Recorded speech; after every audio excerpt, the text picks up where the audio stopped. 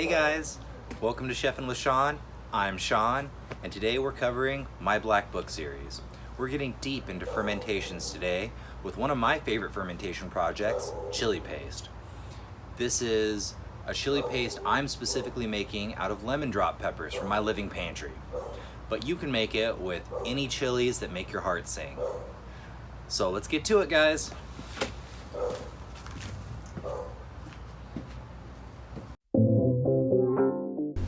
You're going to need 5 pounds of lemon drop peppers, 1 cup of starter culture made from leftover chili paste, 1/4 cup of pink Himalayan sea salt, 1/4 cup of kosher salt, 3 tablespoons apple cider vinegar with mother. This is your fermentation vessel. This is very important. A lot of old timers refer to these handcrafted ceramic beauties as bean pots. The important part is that it's untreated and therefore will let air move freely between its surfaces, not the entirety, but some of it. You're also going to need some blue tape and a Sharpie for labeling.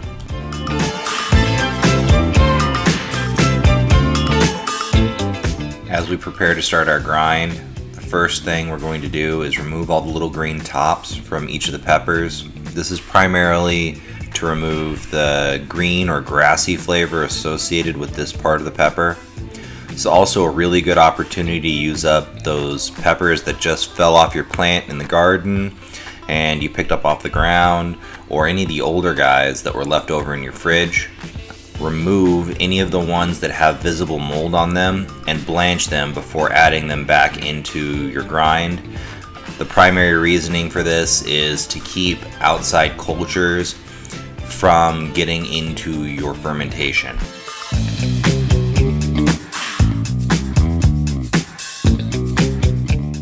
As you're grinding, it's important to remove the stuff from the bottom and bring it up to the top, so that you don't end up with a super smooth texture with a lot of really chunky bits in it.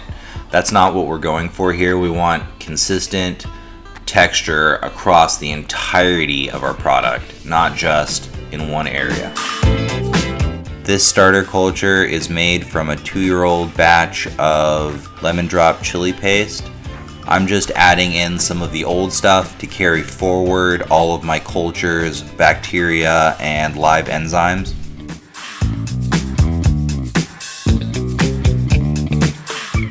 My first chili paste was made with a starter culture or yeast cake I created myself. I call him Pablo. Pablo makes beautiful flavors that are super unique to him because of the organisms that live in him. Pablo is made by using a mother dough, typically used in making sourdoughs, with wild yeast harvested in the Rockies that I allowed to bloom and fed a unique diet of brewer's grains and specific sugar types, and then let it go into hibernation, creating this beautiful yeast cake.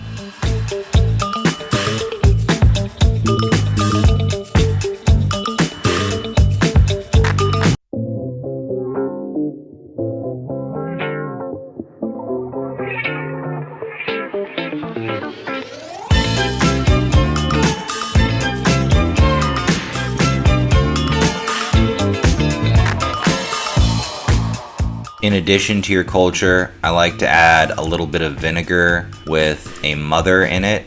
This is not just to add another source of controlled culture to your paste, but also to help lower your pH.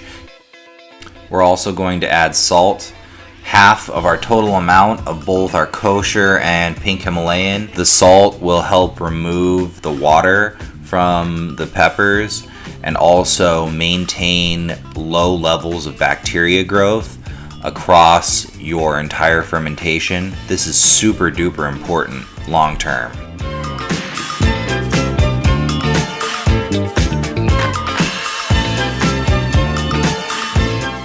We're trying to get even, consistent layers and using an offset spoon to smooth it out and remove any air pockets that are trapped in between it.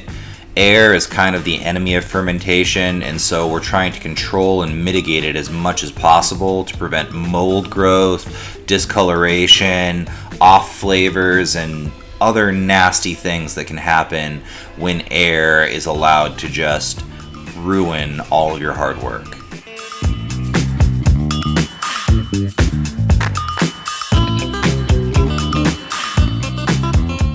I'm now going back through with some of our leftover kosher salt to create a light layer over the top of the surface to help prevent surface blooms.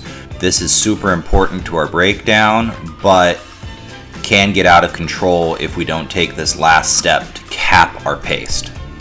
Hey, we'd love to hear your personal experiences or thoughts about today's content. Please leave a comment down below. If you enjoyed what you saw, hit that like button, and if you want to see more, subscribe to our channel or follow us on Instagram. Thanks, and have a beautiful day.